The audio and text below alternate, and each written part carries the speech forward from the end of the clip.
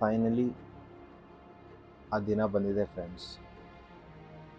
The greatest red ball cricket captain of India has retired. 100 for King Kohli, and all of India stand to the great man. If we can conquer the overseas season, that's when you'll see a broader smile on my face. ಇಷ್ಟು ಬೇಗ retire ಆಗ್ತಾರಂತ ನಾನು ಅಂದ್ಕೊಂಡಿರಲಿಲ್ಲ. ಒಂದು ವಾರದಿಂದ rumours ಎಲ್ಲ spread ಆಗ್ತಿತ್ತು ಯಾವಾಗ ರೋಹಿತ್ ಶರ್ಮಾ ಅವ್ರು captaincy ಬಿಟ್ಟರು. ಆದರೆ ನನಗೆ ಅವ್ರಿಗಿರೋ ಫಿಟ್ನೆಸ್ಸು ಇವಾಗಿರೋ ಯಂಗ್ಸ್ಟರ್ಸ್ಗೂ ಇರೋಲ್ಲ. ಆ ಥರ ಲೆವೆಲ್ ಫಿಟ್ನೆಸ್ಸು.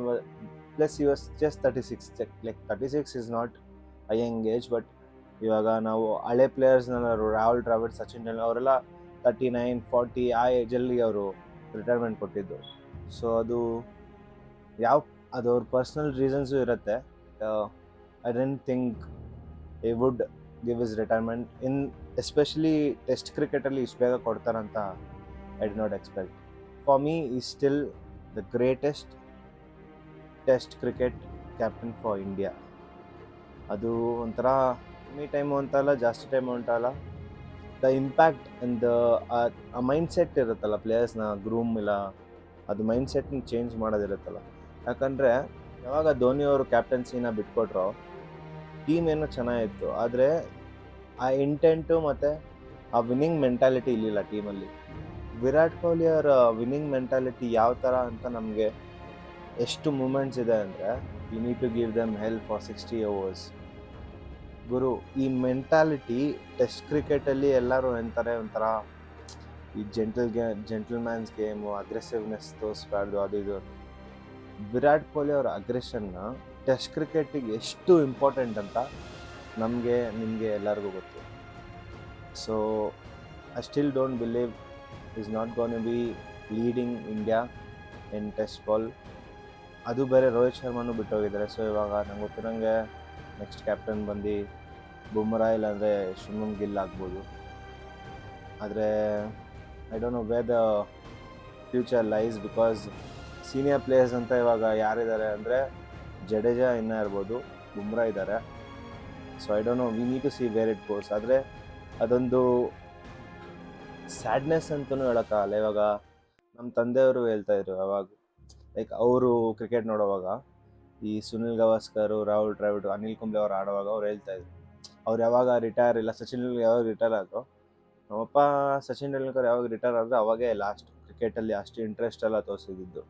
IPL ಬಂದರೆ ಎಂಟರ್ಟೈನ್ಮೆಂಟ್ ಥರ, ಆ ಪ್ಯಾಷನ್ ಇರುತ್ತಲ್ವ ಕ್ರಿಕೆಟ್ಗೆ, ಅದು ಅವಾಗೇ ಎಂಡ್ ಆಗಿದ್ದು. ಸೊ ಅವ್ರು ಯಾವಾಗ ಹೇಳೋರು, ಪ್ಲೇಯರ್ಸು ನಮಗೆ ಯಾವಾಗ ಇವ್ರು ಬಿಟ್ಟೋದ್ರು ಹಾಗೆ ನಮಗೂ ಈ ಆಟದಲ್ಲಿ ಅಷ್ಟು ಇಂಟ್ರೆಸ್ಟ್ ಹೋಗ್ಬಿಡ್ತು ಅಂತ. ಇವಾಗ ನನಗೆ personally international cricket Virat Kohli ಅಂತ ಪ್ಲೇಯರ್ ಬಿಟ್ಟೋದಾಗ ಸ್ವಲ್ಪ ಇಂಟ್ರೆಸ್ಟ್ ಕಮ್ಮಿ ಆಗ್ಬೋದು. ಯಾಕಂದರೆ ನಾವು ಚಿಕ್ಕ ವಯಸ್ಸಿನಿಂದ ನೋಡ್ಕೊಂಬಂದಿದ್ದೀವಿ ಒಂದು ಪ್ಲೇಯರ್ನ. ಐಡಲ್ ಅಂತ ಅನ್ಕೊಬೋದು, ಇಲ್ಲ ರೋಲ್ ಮಾಡೆಲ್ ಏನಾದರೂ ಅನ್ಕೊಬೋದು.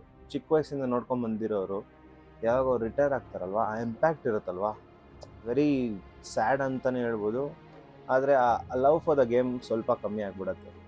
ಲೈಕ್ ನೋಡೋದು ಬಿಡತ್ತೀವಿ ಅಂತ ಇಲ್ಲ, ಪ್ಯಾಷನ್ ಫಾರ್ ದ ಗೇಮ್ ಸ್ವಲ್ಪ ಕಮ್ಮಿ ಆಗುತ್ತೆ. IPL ಬಂದುಬಿಟ್ಟು in the end it's entertainment for the game. So ಅದು ಎಂಟರ್ಟೈನ್ಮೆಂಟು ಮತ್ತು ಆ ಪ್ಯಾಷನ್ ಅದರಲ್ಲೂ ಇರುತ್ತೆ.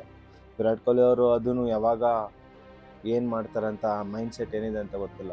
ODI ನಂಗೆ ಗೊತ್ತಿರೋವರೆಗೂ ವರ್ಲ್ಡ್ ಕಪ್ವರೆಗೂ ಆಡ್ತಾರೆ ಅವರು, ಆದರೆ ಟೆಸ್ಟ್ ಕ್ರಿಕೆಟ್ ನನಗೆ ಇಷ್ಟು ಬೇಗ ರಿಟೈರ್ಮೆಂಟ್ ಕೊಡ್ತಾರಂತ. ಸೊ ಇನ್ಮೇಲೆ ಟೀಮ್ ಹೆಂಗೆ ಏನಾಗತ್ತಂತ ನೋಡಬೇಕು. All the best for the greatest, for the GOAT. Thank you for all the memories. And ಏನನ್ನೋದು, I still can't believe that you're not going to be leading us in the red ball cricket. So ನೋಡ್ಬೇಕು ಏನಾಗತ್ತೆ.